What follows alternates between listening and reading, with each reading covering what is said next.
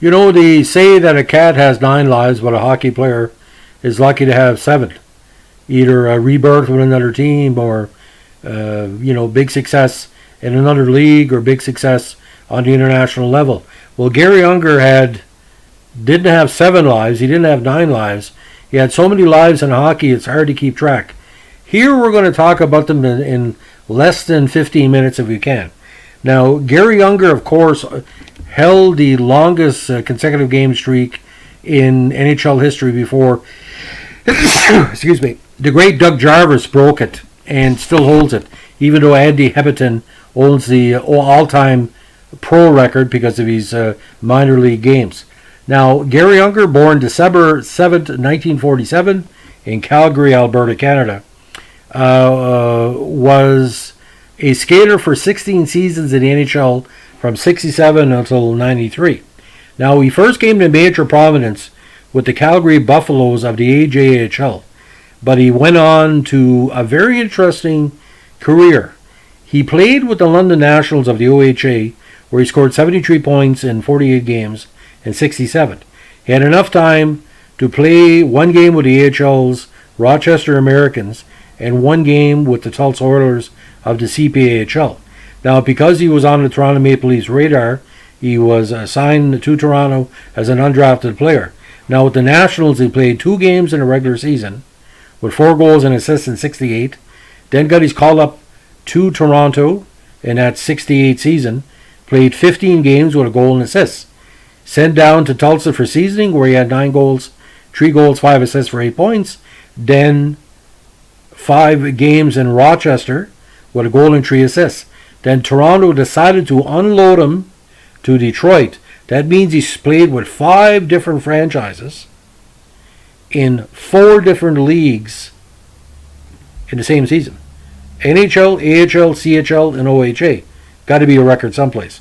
Now with Detroit, he had a very, very good start with the team in his full rookie season in 69, where he had 24 goals and 20 assists for 44 points. Now his second season with Detroit, again putting up strong numbers, 42 goals, 24 assists for 66 points. Now Detroit, you would think they were going to keep him, but he decided to send him to St. Louis, and this is where it really blossomed.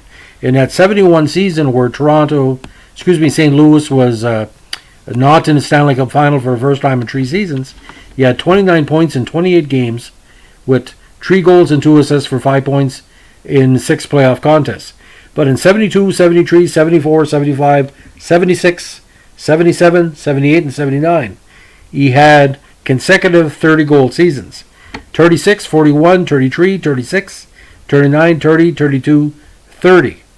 But despite all of this success in his consecutive game streak, St. Louis was either losing in the preliminaries or losing in the quarterfinal round. Now, in 1980, he found himself with the Atlanta Flames, where his consecutive game streak unofficially came to an end. It was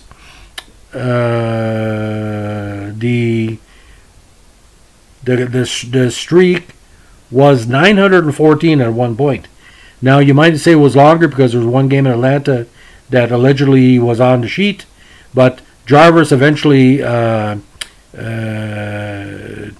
took 964 consecutive games. Now, that complete idiot, Al McNeil, who was once called incompetent, deliberately benched him on December 21, 79, when he was playing with Atlanta. So the Jarvis number should be an asterisk, because if you look at the statistics, ladies and gentlemen, that was like 40 or 50 games that Unger could have added to the streak. Now, 81, he found himself with the LA Kings, and he was playing with Gretzky Oilers in 81. But 82 was a very rough season for Unger because he was losing his scoring prowess.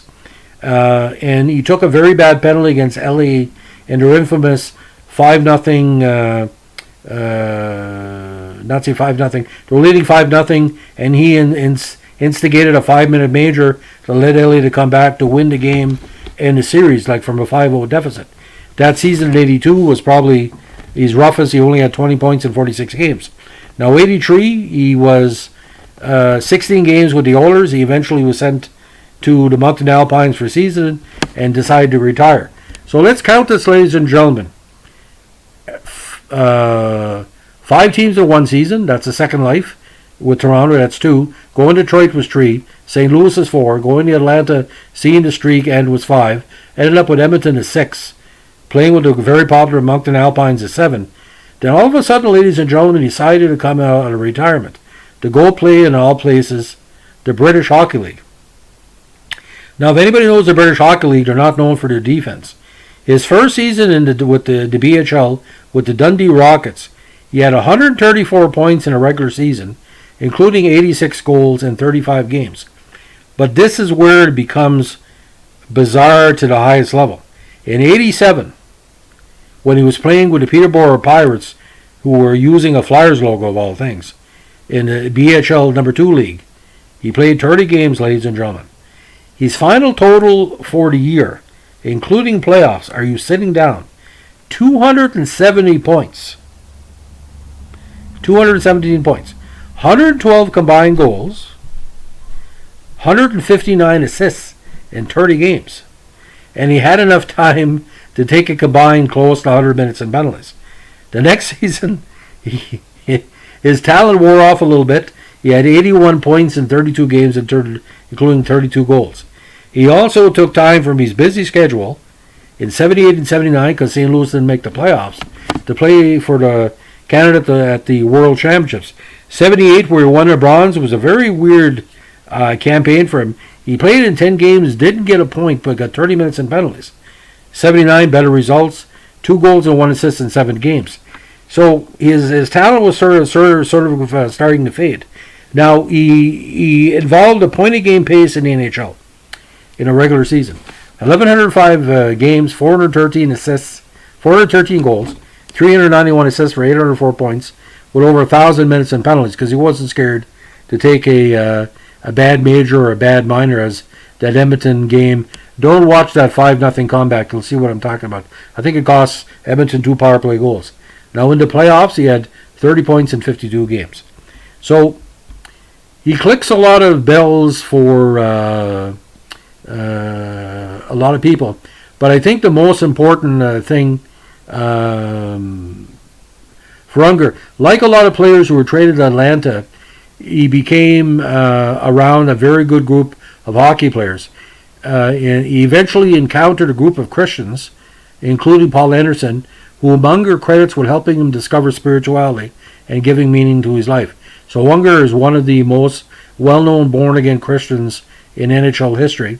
And Unger currently works with the Banff, Alberta, Banff Hockey Academy, which is very prestigious. A lot of good prospects have come from there.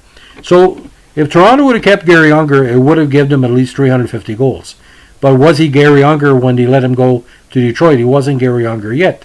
Usually a player that's 10 years in the pro leagues doesn't become a superstar that way. You're looking from 1966 to 1972. That's almost close to a decade. But those 5 teams in 1 year. And ladies and gentlemen, this is no lie. He played with 9 teams in 3 years. If you count the 3 teams in 67 and the Detroit in 69, that's a lot of teams, ladies and gentlemen. That's 9 teams in 3 years. Good thing he only had 1 jersey number most of his career. So that's the story of Garry Unger. And yes, Toronto Maple Leaf fans, you traded another 30-goal-a-year player, just like you traded Rick Keogh, just like you traded Lanny McDonald, just like you traded Darryl Sittler, on and on and on and on.